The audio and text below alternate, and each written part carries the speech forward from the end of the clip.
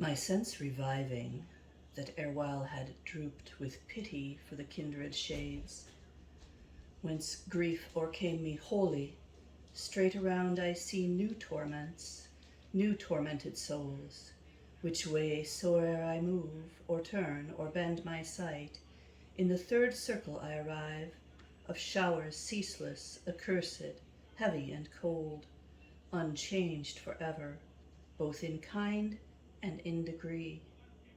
Large hail, discoloured water, sleety flaw through the dun midnight air streamed down amain, stank all the land whereon that tempest fell. Cerberus, cruel monster, fierce and strange, through his wide threefold throat barks as a dog over the multitude immersed beneath. His eyes glare crimson, black his unctuous beard, his belly large, and clawed the hands with which he tears the spirits, flays them, and their limbs piecemeal disparts. Howling there spread as curs under the rainy deluge, with one side the other screening, oft they roll them round, a wretched, godless crew. When that great worm descried us, savage Cerberus, he oped his jaws, and the fangs showed us not a limb of him, but trembled. Then my guide, his palms expanding on the ground, thence filled with earth raised them, and cast it in his ravenous maw.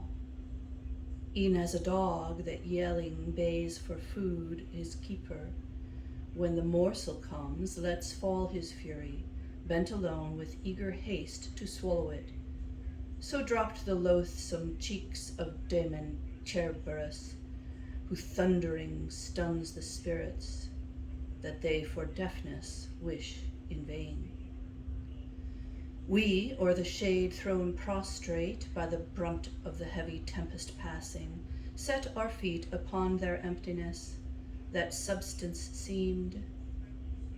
They all along the earth extended lay, save one, that sudden raised himself to sit, soon as that way he saw us pass.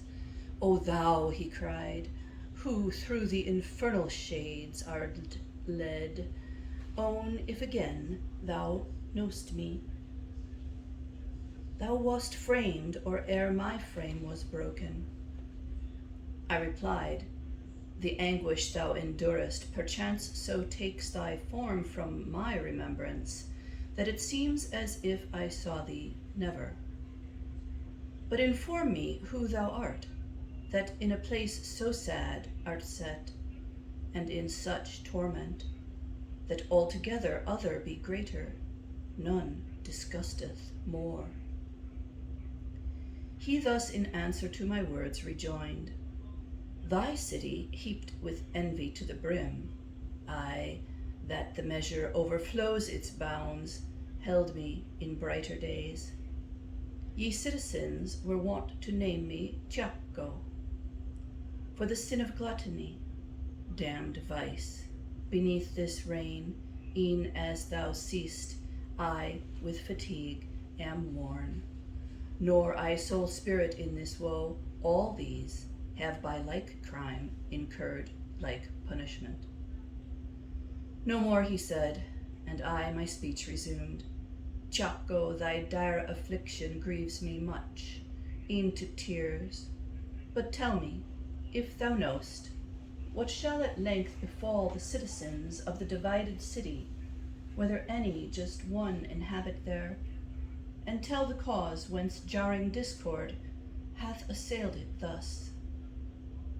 He then, after long striving, they will come to blood, and the wild party from the woods will chase the other with much injury forth.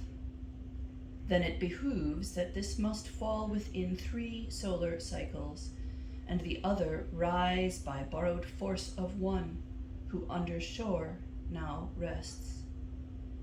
It shall a long space hold aloof its forehead, keeping under heavy weight the other oppressed, indignant at the load and grieving sore. The just are 2 in number, but they neglected. Avarice, envy, pride, 3 fatal sparks have set the hearts of all on fire. Here ceased the lamentable sound, and I continued thus. Still would I learn more from thee, further parley still entreat. Of Farinata and Tegiaio, say, they who so well deserved, of Giacopo, Arrigo, Mosea, and the rest, who bent their minds on working good. Oh, tell me where they bide, and to their knowledge let me come. For I am pressed with keen desire to hear if heaven's sweet cup, or poisonous drug of hell, be to their lips assigned. He answered straight, these are yet blacker spirits. Various crimes have sunk them deeper in the dark abyss. If thou so far descendest, thou mayst see them. But to the pleasant world, when thou return'st, of me make mention, I entreat thee, there. No more I tell thee, answer thee no more.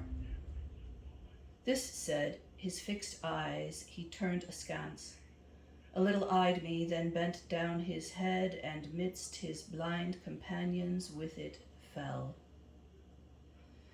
When thus my guide, no more his bed he leaves, ere the last angel trumpet blow. The power adverse to these shall then in glory come, each one forthwith to his sad tomb repair, resume his fleshly vesture and his form, and hear the eternal doom re-echoing rend the vault. So passed we through that mixture foul of spirits and rain, with tardy steps, meanwhile touching, though slightly, on the life to come.